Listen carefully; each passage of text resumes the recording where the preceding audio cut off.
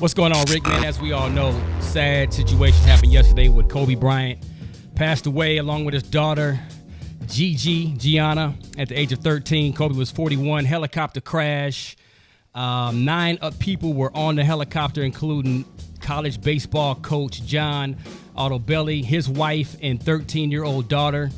The 13-year-old daughter, she was actually teammates with GiGi. They were on the way to a basketball game. And at 9:40 a.m., they encountered some bad weather. It was like a real foggy situation, heavy fog, and the chopper actually turned south toward a mountainous area, and the pilot suddenly rapidly climbed from about 1,200 feet up to 2,000 feet. Moments later, at around 9:45 a.m., they flew into the side of a mountain, and then the chopper went down. The chopper went down in Calabasas, California, which is 30 miles out of downtown L.A. So sad situation, man. So it was the main thing was it was weather. Bad weather. And you know it was crazy because I was watching yesterday, and if I'm not mistaken, the Orange County Sheriff Department decided not to go airborne with any of their choppers, and a lot of people. When they interviewed that pilot on CNN yesterday, he said that a lot of people decided not to fly yesterday. Absolutely, they was because grounded. it was a low ceiling, and when they say it's a low ceiling, that means the cloud cover. It's like the sky coming all the way down, and you can't see anything. Absolutely. And it was just devastating to know that the loss of Kobe Bryant and all those other lives, but to find out that his daughter. Was there with him. I just can't imagine. It's when I first heard it, I thought it was just somebody playing around on the internet. Yeah.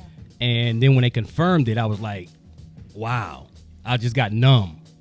And then when they confirmed GiGi was on the helicopter, I just started crying because, I grabbed my daughter and my kids and my wife, just gave them a big old hug, told them I loved them. And this is a sad situation. Kobe was more than just an icon on the basketball court. He was a cultural icon. And his daughter, GiGi, got him interested in women's basketball. Like, Kobe he supported women's basketball, but not to the level of it is before his passing away because of his daughter. When his daughter started playing, he started really going to all the WNBA games, started watching a lot of women's college basketball games. He became an ambassador for women's basketball because of his daughter. And, man, it was just a sad situation. Yeah. It's one of those days where you really don't want to come to work. Because we got to, deal with this, and then, not just a loss. Now we got to prepare for a funeral service for both of them, and to watch, to watch his wife, and the 3 daughters that's left, those babies have to bury their father and their sister. You know what I'm saying? 2 people, I don't even know. I don't know what to say, And so I just want everybody to know that's listening this morning. We're going to have everybody that's going through it, that's going through grief and that's having a hard time dealing with this.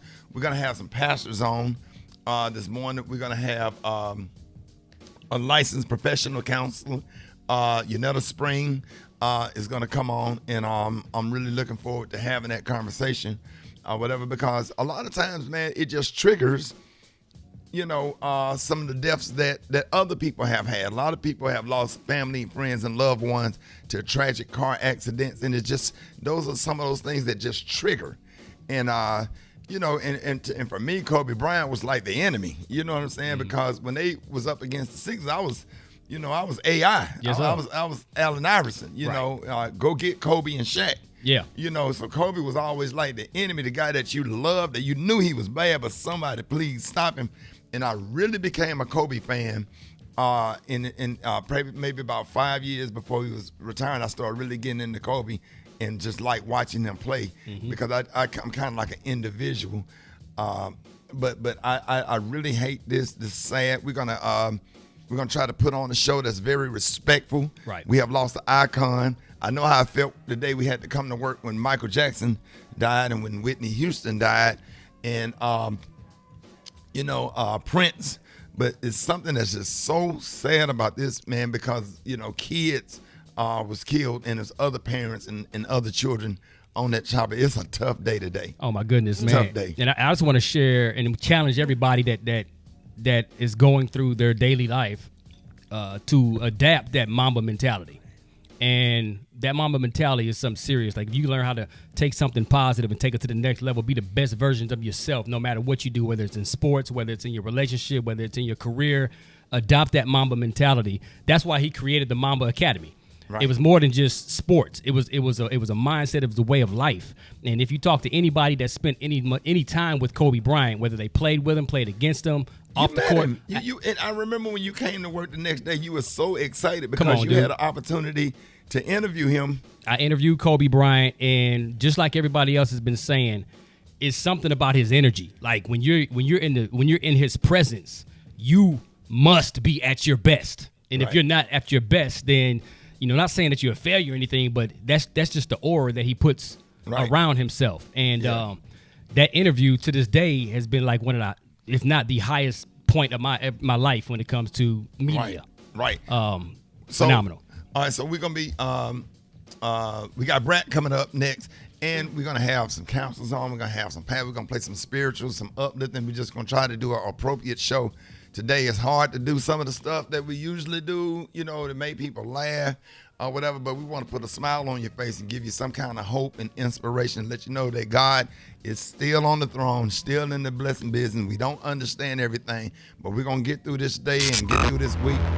Just stick with us. Rickey Smiley Morning Show.